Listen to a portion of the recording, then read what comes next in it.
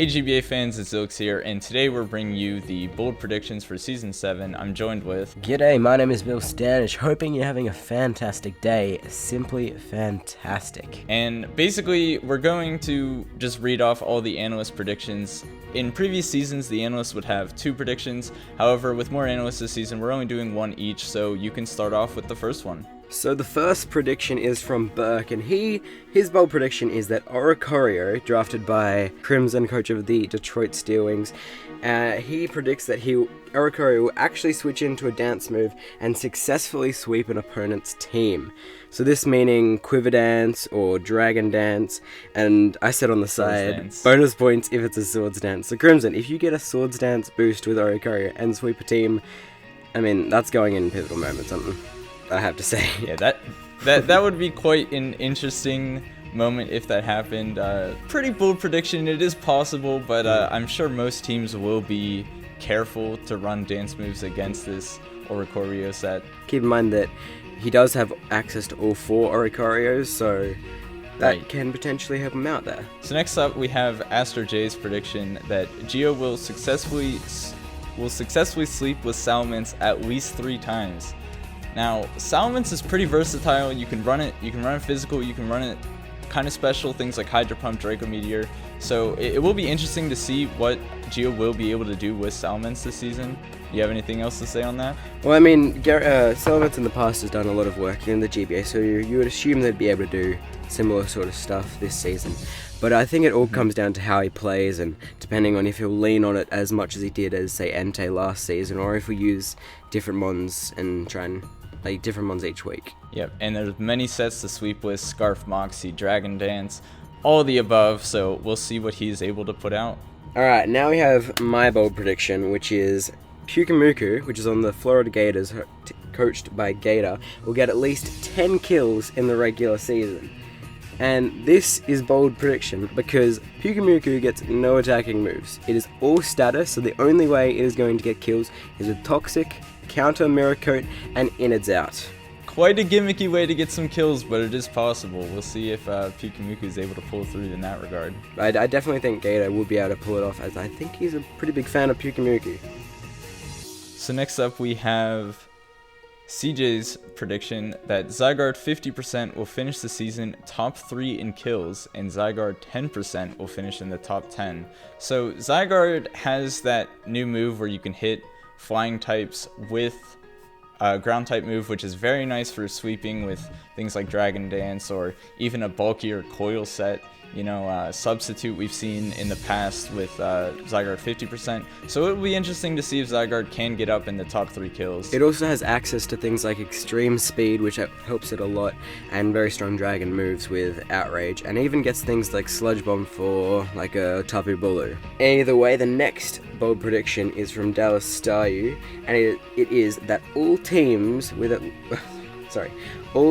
will have at least 1 win and 1 loss by the mid of the season, meaning after week 6, meaning that he predicts no teams will go undefeated for 6 weeks at the start of the season.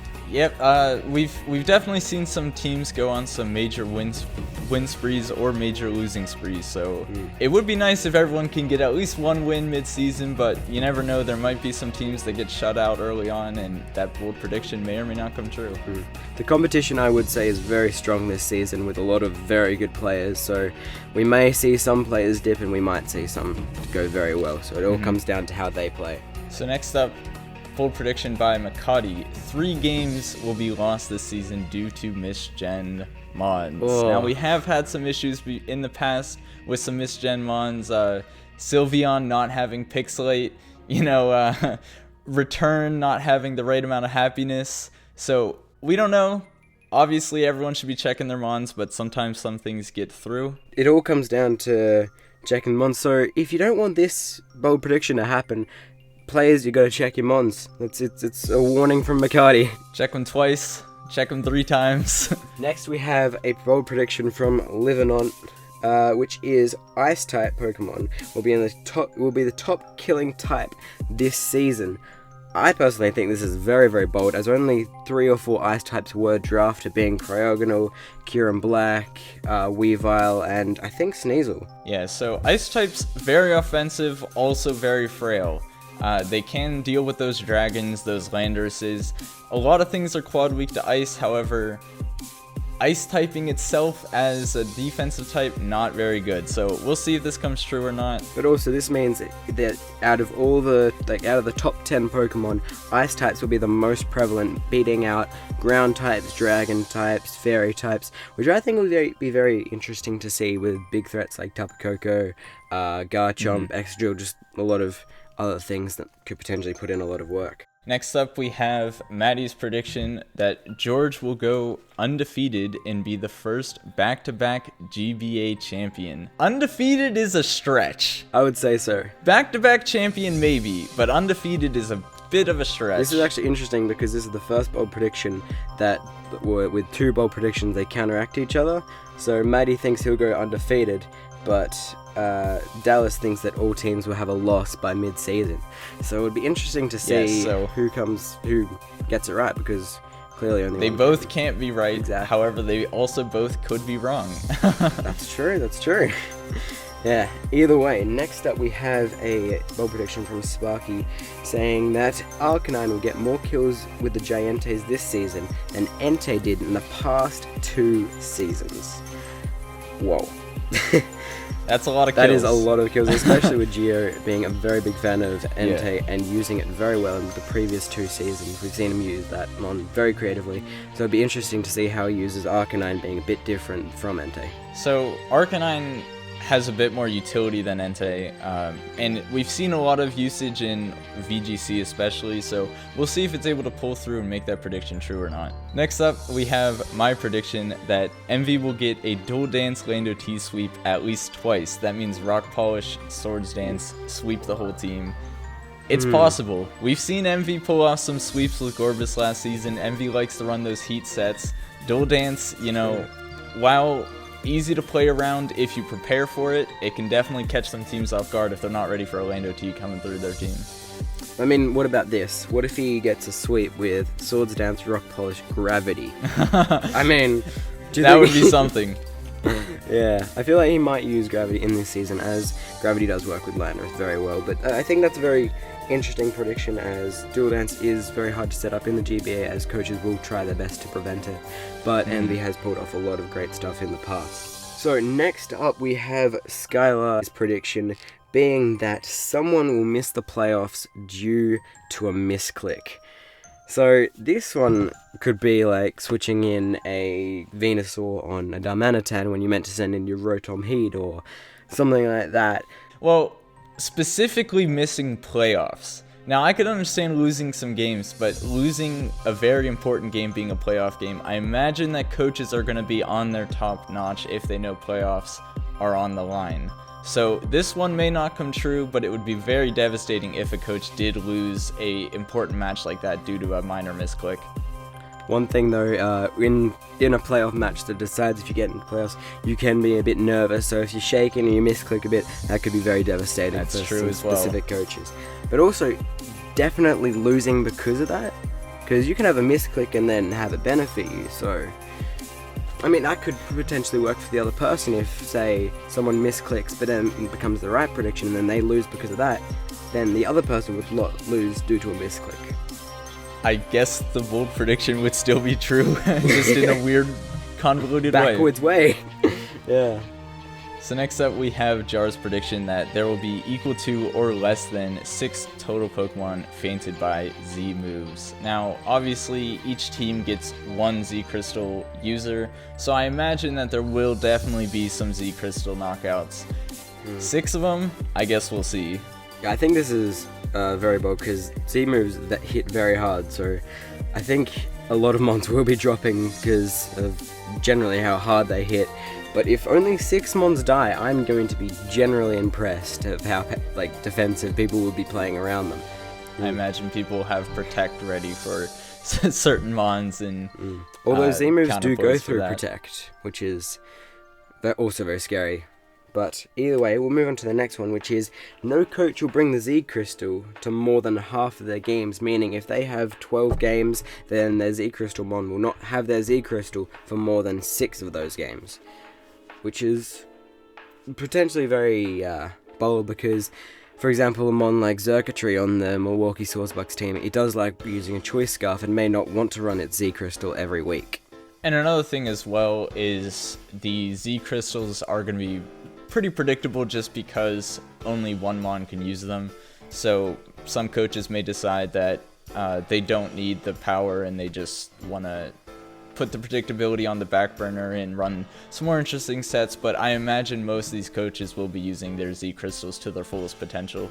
Next up, we have Verd's prediction that Envy will attempt to sweep with Rain at least 5 times this season. That's quite a lot of Rain sweeps. That is true, as he does have the Kingdra and Pelipper core.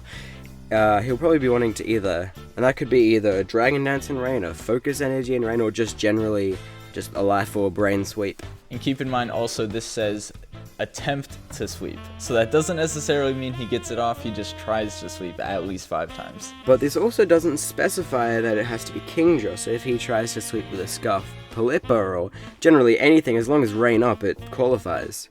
So if he has a Swords Dance Mon or anything really. Either way, next we have Countercast Blue, which predicts Delmise will spin block 6 rapid spins and rapid spin away hazards from its own side at least 3 times in return, meaning that it will come in on a rapid spin, block it, and then spin itself. Very specific circumstances for this one. Now, obviously, being a ghost type, it does have the ability to spin block, which is very nice, and a lot of people have been using it for that purpose in the ladder and on Wi-Fi, so we'll see if Delmise is able to pull off at least 6 spin blocks and obviously rapid spin enemy hazards. Because this also requires hazards to be on the field, on both sides of the field, otherwise Delmise can't spin in return, unless he's just trying to be cheeky and get the rapid spin kill. You never know. So next up we have the Confusion's bold prediction, where at least 8 Z captains will sweep a team twice with the help of their Z Crystal. So that means 8 different teams will have 2 sweeps because of their Z Crystal. This also goes against Jar's bold prediction, being that only 6 mons will die to a Z Crystal mon. But if the Confusion thinks that there's going to be a sweep, then there's some contradicting. Again, only one can be right. This is also with the help of Z Crystal, so this could be certain Z setup moves or whatever could also aid that. Yeah, for example, Z Rain Dance Xurkitree with Thunder, that could definitely be a thing. Next up we have Mighty Mamoswine, which predicts Buzzwole will have at least 21 kills and 3 or less deaths. Buzzwole being a very bulky Pokemon and a very offensive Pokemon, which is proven to be very offensive in other leagues. So it'd be interesting to see if it can have that good of a differential. 3 deaths might be a little bit of a stretch. 21 kills also on the bit higher side, so it is safe to say that this is a very bold prediction. However, definitely possible. Buzzwole could pull it off, but very bold. And I do think it's in the right hands for it to be potentially pulled off, as Monotui is a fantastic player. Finally, we have Rob's prediction that Z Mew will prove to be the overall most valuable Pokemon this season. Mew has so many different moves, so allowing it to have the Z Crystal is going to be putting in work, I imagine. And it's not just the offensive moves, it also has access to a plethora of special Z moves which it can use to its advantage. Now, seeing it as MVP may be a stretch. We don't know who's actually going to get that spot until I believe it's voted on, correct? At the end of the season. It is voted on, yes. So, if you guys want to make Rob's prediction happen, vote on Z Mew. Well, with that, we are done with the bold predictions. It'll be very interesting to see how this season goes, if these bold predictions come true or not. That'll be it for this time. I'll see you guys later. Adios.